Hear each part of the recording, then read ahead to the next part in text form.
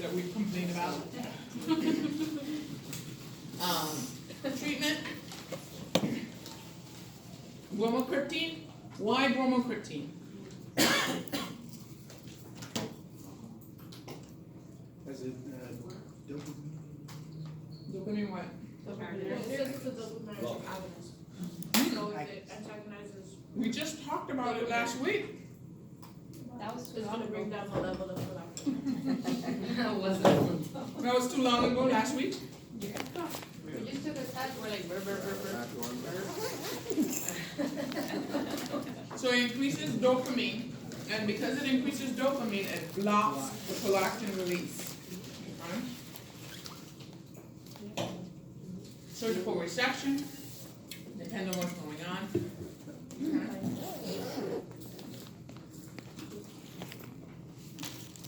Thyroid and parathyroid gland. Remember, you have the thyroid gland, the thyroid isthmus, which is sits like right below the Adam's apple, like 2 fingers below the Adam's apple. You have follicles, and you have parafollicular C cells. The parafollicular C cells secrete calcitonin. Calcitonin it counteracts parathyroid hormone. Your parathyroid hormone increases osteoclastic activity, so it breaks down bone cells so that you can have calcium available for the body. So in hypocalcemia, what the parathyroid gland does is that it stimulates osteoclastic activity. Osteoblastic activity is building up bone. Osteoclastic activity is breaking down bone. When we break down bone, we actually get the calcium that is stored in the bone in the blood, so that we can increase the calcium in the blood. If you have hypercalcemia, you need calcitonin. Calcitonin is released from the C cells in the thyroid gland, in the follicular cells of the thyroid gland. And what calcitonin does is it blocks osteoclastic activity so that you can decrease calcium availability. Okay? So there are 2 of them counteract each other. Okay? So regulation of thyroid hormone, we said TRH stimulates the release of TSH, which stimulates the release of T3 and T4. Okay? Now, we have primary versus secondary versus tertiary hypothyroidism or thyroid dysfunction. What? Primary, secondary versus tertiary. Okay? And primary hyperthyroidism means that it is occurring at the level of the thyroid gland. So if I tell you primary hypothyroidism, you know the gland is not working. Secondary hypothyroidism occurs at the level of the pituitary gland. So what's going to happen is that TSH will be affected. If I tell you tertiary hypothyroidism, it's occurring at the level of the hypothalamus. That means TRH is going to be affected. Okay? So because of the negative feedback mechanism, right? We said that T3 and T4, by the way, remember that T4 metabolizes into T3. T3 is thyroxine, which is the active hormone for the thyroid hormones, and T4 is actually stimulated more. 80% of the thyroid hormone that is made is T4, or 90%, and then you have like a 10 to 20% that's T3, but T4 metabolizes into T3, okay? So, I have Mr. Smith comes in, and he is sluggish. He's complaining of feeling cold all the time. His skin is like really like leathery, rubbery. You suspect what's going on with him? Hypothyroid from the symptoms, right? We said hypothyroidism, you slow everything down, okay? And hypothyroidism means that you have a deficiency in thyroid hormones. So what is your TSH and your TRH gonna be like? Elevated. Elevated, right?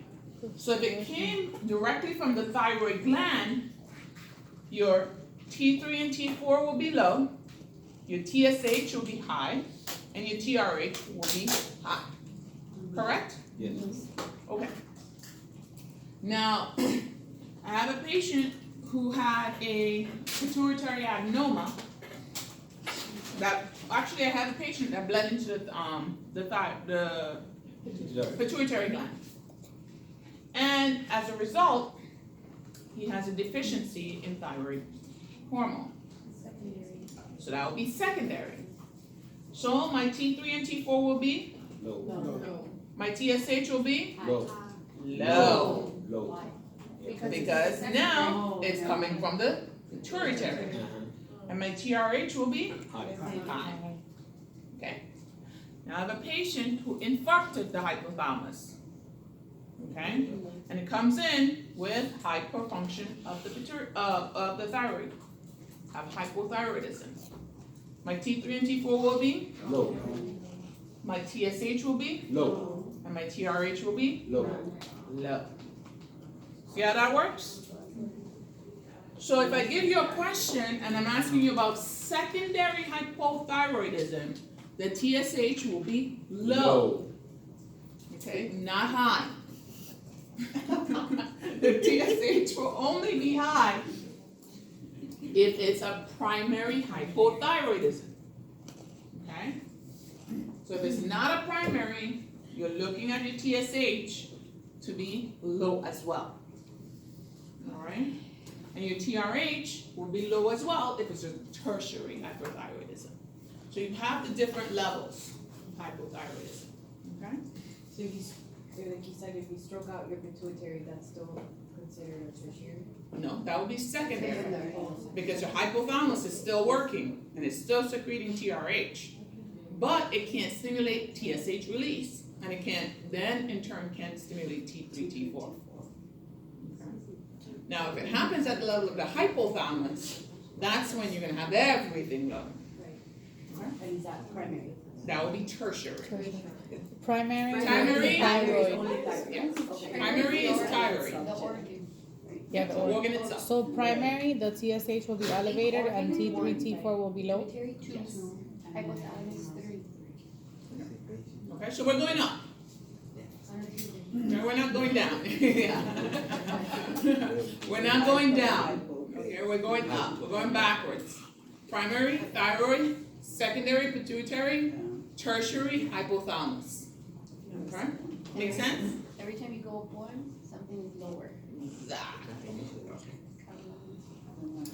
So, cardiac effects of the thyroid hormones. We know that if we don't have thyroid hormones, we are shrinkle, thermogenesis is affected. You have increased cardiac output because they have increased cardiac, decreased systemic vascular resistance, decreased effective atrial alveolar volume. It just makes the heart not work. Parathyroid gland, we talked about it. What does it do? It regulates your calcium. It increases osteoclastic activity in hypocalcemia, and then you have calcitonin, which decreases osteoclastic activity in hypercalcemia. Okay? So too high, calcitonin. Too low, parathyroid. Okay? Now, you can have parathyroid dysfunction, which is primary, secondary, and tertiary the same way. And when you look at parathyroid gland, there are a lot of things that interact. A secondary hypoparathyroidism would be due to things like vitamin D deficiency, okay? Because remember, you need vitamin D in order for the kidneys to make that D125, in order for that to go and stimulate to extract calcium from the food in the intestines. Okay? If you don't have that D125, whatever you call it, I can't remember the name of it. right here. Yeah, I know. Slide. Well, So thalamus. I missed it? No, I don't. Hmm? I thought I did. But anyways, so you need vitamin D to stimulate the liver, to actually stimulate the kidneys to make that, it's like a derivative of vitamin D in order for our bodies to absorb calcium from the intestines. And if we don't have that mechanism, our body does not absorb calcium from our intestines. Everybody in this room is probably a little bit of vitamin D deficiency, okay? Some of us more than others.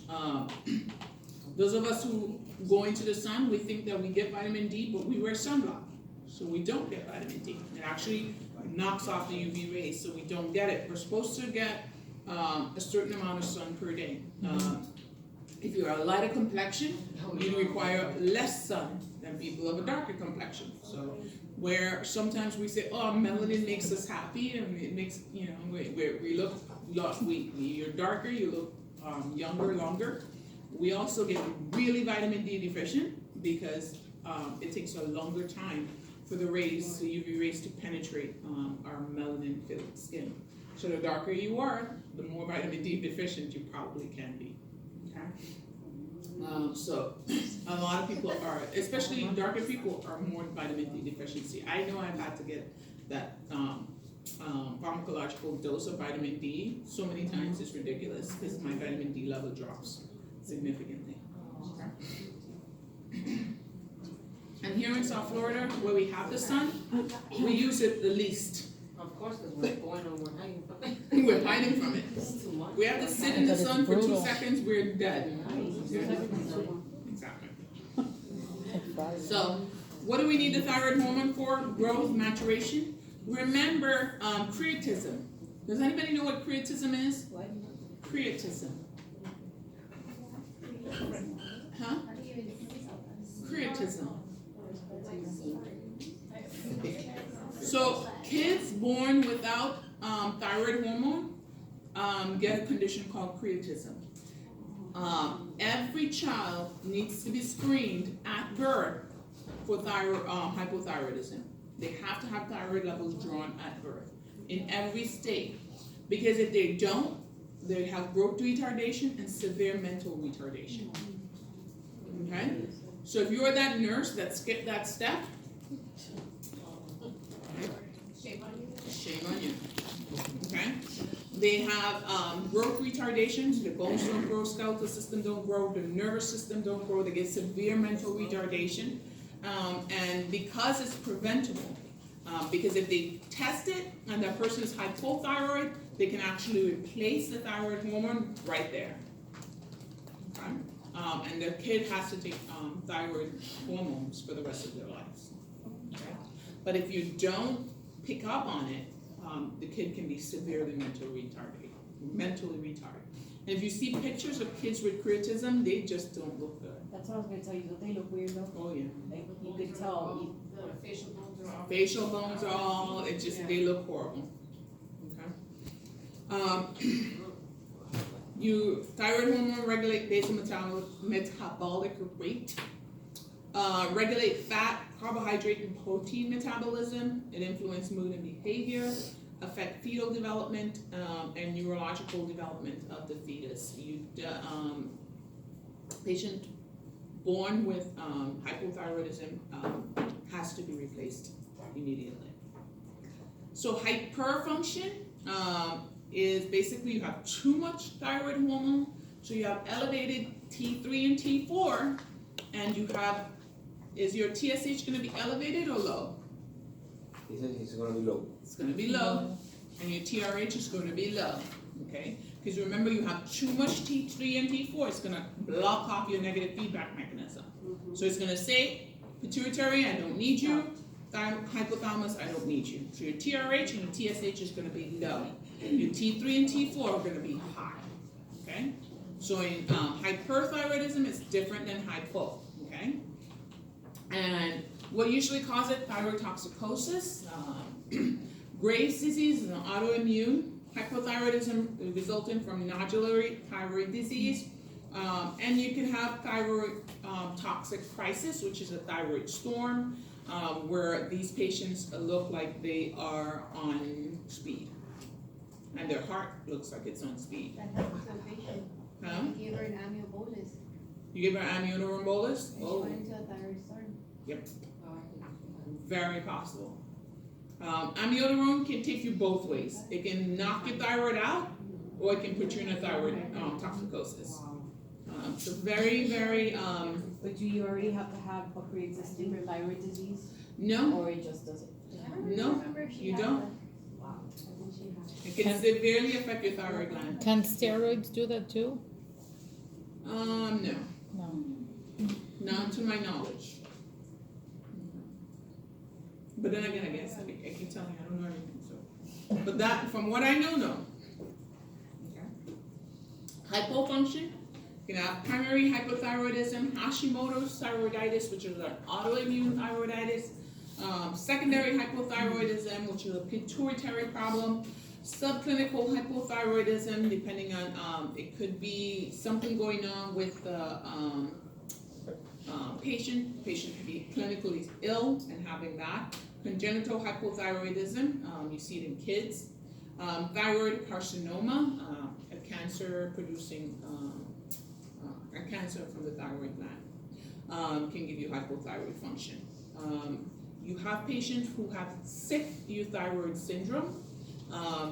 Those of you who are going to be in acute care, you may see it. Those patients will have a hypofunctioning of the thyroid, and they'll have an elevated TSH, but it's usually the disease burden that's causing it. That's why you would see patients in the ICU. They're on the ventilator, they're just on drips and everything, and you do a TSH and it's elevated, and there's just no treatment. Because in that acute phase, that's what's actually causing the thyroid hormone not to work. Okay? So usually after their acute process, you can reevaluate, and if they're still low, then you can treat. But in that process where they're really sick, we call it sick euthyroid syndrome. And usually what happens is their thyroid hormones does not work well. They have a low thyroid hormone, they have an elevated TSH, but it's not because the thyroid is not functioning, it's because of the overall illness burden. So hypothyroidism versus hyperthyroidism. Remember, the hyperthyroid patient looks like they're on speed. The hypothyroidism looks like they're on a tortoise. Okay? The hypothyroidism, they're slow, they're cold, they can't think, blood pressure is low, cold intolerance, muscle weakness, they get swelling, a lot of edema, what else? Slow heart rate, they're bradycardic, loss of hair, they have brittle hair, you can see that. They have pretibial edema. They can have periorbital edema. And the hyperfunction, they have really thin hair. They're emaciated. The hypothyroidism, they're usually larger. The hyperthyroidism, they're emaciated. They can't eat enough, and their bodies they just metabolize food like this. They're eating, and they're not gaining any weight. As a matter of fact, they're losing weight. Okay. They have significant weight loss. They can't keep anything in. They eat, and then they have to go to the bathroom. They have diarrhea associated with it. Everything is on speed, okay, with hypothyroidism. And with hypo, everything is slow. Okay. So, Demi.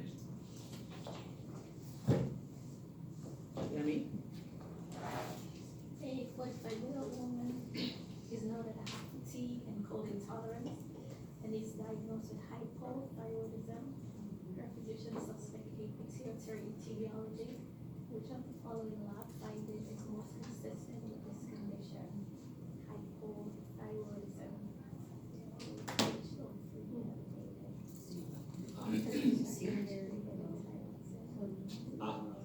A. Who says A? I did. So it's B. It's primary, I can't see. It's It's secondary, L- it's pituitary. Yeah. It's coming from the pituitary gland. So that's secondary. Yeah. So you're gonna have low TSH, low Low free free thyroxine. From the pituitary? It's coming from the pituitary gland. Pituitary, low TSH. So if it was primary, it would be Elevator. Yes. If it was coming from the thyroid gland, it would be high TSH. Wait, that was backwards. Say that again. it would be elevated. Your thyroxine is your T3. So if it's a hypothyroidism, it should be low. And if it's from the hypothalamus, It would be everything low. Alright guys, so let's do this again. That's tertiary. Let's do this again, guys, because a lot of people didn't get it. If it's coming from your thyroid gland, meaning your thyroid gland is not producing T3 or T4, okay? Which is their thyroxine, thyroxine, which is T4, okay? If your thyroid gland is not producing T3 and T4, what happens? The hypothalamus says, I need you to make T3, T4. So it's gonna secrete TRH, which is gonna stimulate the anterior pituitary to release TSH. So your TRH is gonna be high, your TSH is gonna be high, and your T3 and T4 are gonna be low. What was the answer? yeah, The answer is A. yeah. She's But you saying that still, wait, TSH should be high. I'm talking about primary. She's going to like, she's going to No, all she's of doing the whole explanation now. I'm going primary now. Alright. Well, That's primary. did I read that wrong? Then I'm going to secondary now. You have a patient who has a pituitary infarct, okay? And because they have that pituitary infarct, you go and you draw the thyroid levels, you notice that T3 is low, the T4 is low. What do you expect the TSH is going to be? Low. It's coming from the thyroid, it's coming from the pituitary gland. The pituitary gland is not functioning. The hypothalamus is gonna say, secrete TRH, secrete TRH. However, if the pituitary gland is not working, it's not gonna respond. So you're gonna have TSH is gonna be low, T3, T4 are gonna be low, and TRH is gonna be high. Now you have a patient who infarcted the hypothalamus, and they have this horrible massive infarct in the hypothalamus. You go, and you draw the T3 and T4 and they're low, no hypothyroidism. It's coming from the hypothalamus. That negative feedback mechanism is knocked out. So your TRH is going to be low. Your TSH is going to be low, and your T3 and T4 are going to be low. So that's primary, secondary, tertiary. I read it as primary etiology, not pituitary. Oh, okay. So I looked at it, I was like, oh, did I read that right? Yeah, I read it right. Yeah. You did the same thing? That's a primary. That's like, Alright. Pituitary etiology. pituitary. Okay? I need glasses. Make sense now? Yeah. Alright. Helps it. We talked about these primary versus secondary. You hardly ever see tertiary, but you should keep it in mind just in case. But you see primary and secondary a lot more. Okay? Hyperthyroidism, toxicosis, condition that results from an elevated thyroid hormone, increased metabolic rate, heat intolerance. Remember what happens at the end of energy? What happens at the end of metabolism?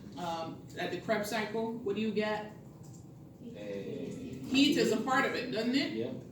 Heat is a part of it. When you create ATP, you create heat, water, and you also have CO2. Okay? So if someone is rapidly metabolizing food, what usually happens, heat is a byproduct of rapid metabolism. Okay? So this person is always freaking hot. They're like, oh my God, it's like hot everywhere. Okay? So you'll see that. How do you treat them? Methimazole or protyresol. These are anti-thyroid drugs. These are drugs that's gonna knock out the thyroid gland. Radioactive iodine, you're given radioactive iodine to just suppress the thyroid gland. Or surgery, we can do thyroid surgery, okay? Graves' disease is an autoimmune disease that causes hyperthyroidism. You have a pretibial edema, leg swelling. Anti-thyroid drugs, of course, is the same thing you're gonna use. These are the patients that you see when you're in the mall and you go, you need to get your thyroid checked. You see them all the time. I even see them in the hospital, they're visiting a family member, you're like, you need a thyroid check. Okay? I like that. Eyes are poking out of their head. Okay.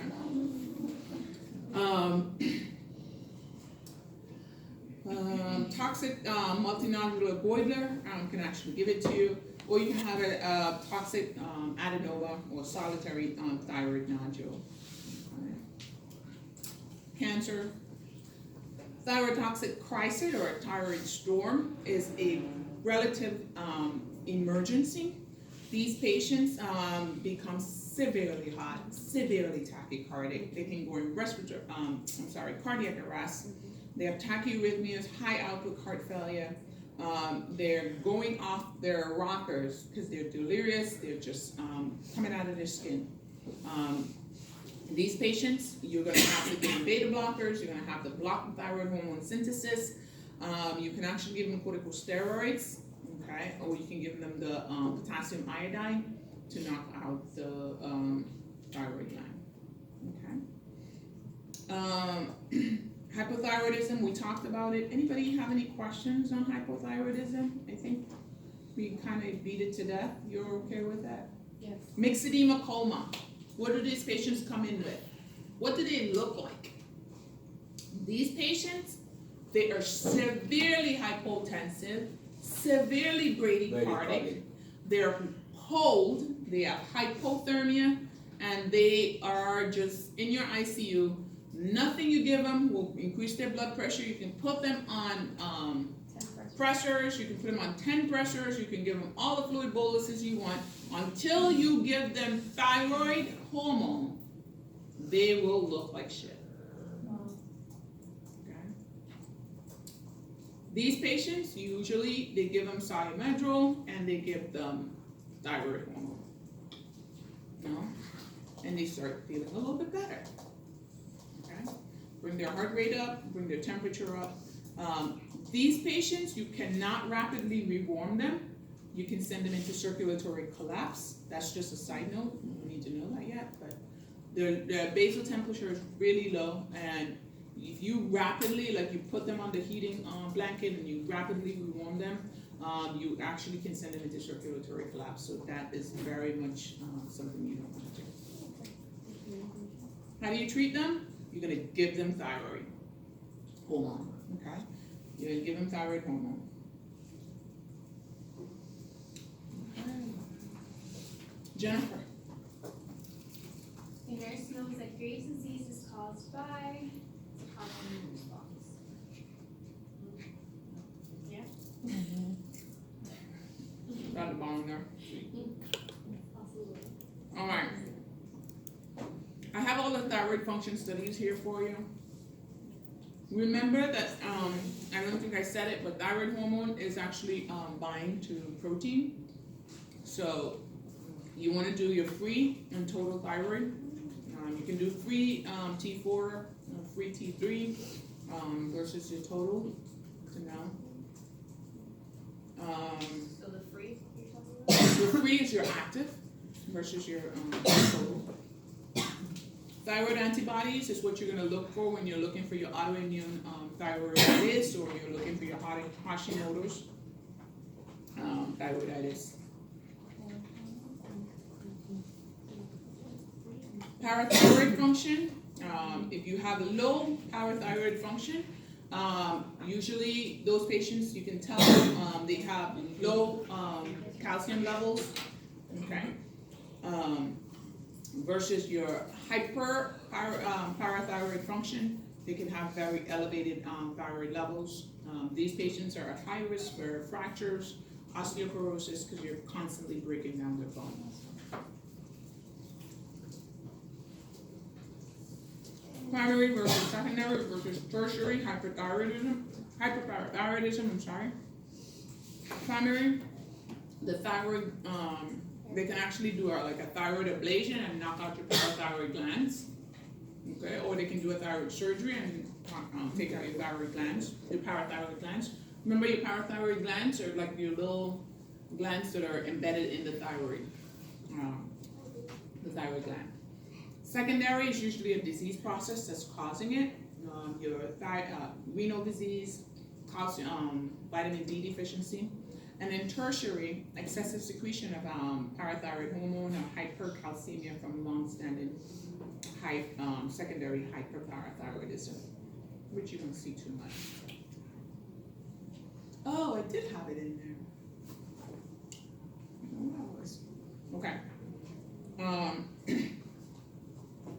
The parathyroid gland actually stimulates osteoclastic activity in the bone, so you can get calcium. It also stimulates the kidneys to release 1,25-dioxy vitamin D, which actually stimulates the intestines to actually reabsorb calcium from food. Okay. The liver actually stores 25-hydro vitamin D, which actually stimulates the liver when the parathyroid gland stimulates it to secrete these two, this hormone right here, which actually stimulates the intestines to reabsorb calcium. Without vitamin D, the intestines you will not reabsorb calcium from the intestines from food. Okay. Hyperparathyroidism, it can be familial. These patients have hypercalcemia. They can have hyperuricemia, alkaline urine. Okay. Treatment, bisphosphonates. These patients end up with really bad bones, osteoporosis. Hypoparathyroidism, abnormally low parathyroid levels. Of course, your calcium is going to be low. Parathyroid damage to thyroid surgery, we talked about that. Okay. What happens when you have low calcium levels? Your cells become hyperexcitable. So these are the patients that you will have the tetany. So they'll have Shavastic and Trousseau sign. The Shavastics, you tap the cheek and they kind of look to it like their lip or their face spasms. And Trousseau's, you put the blood pressure cuff on and then their hand flips up. That happens with hypo, not hyper.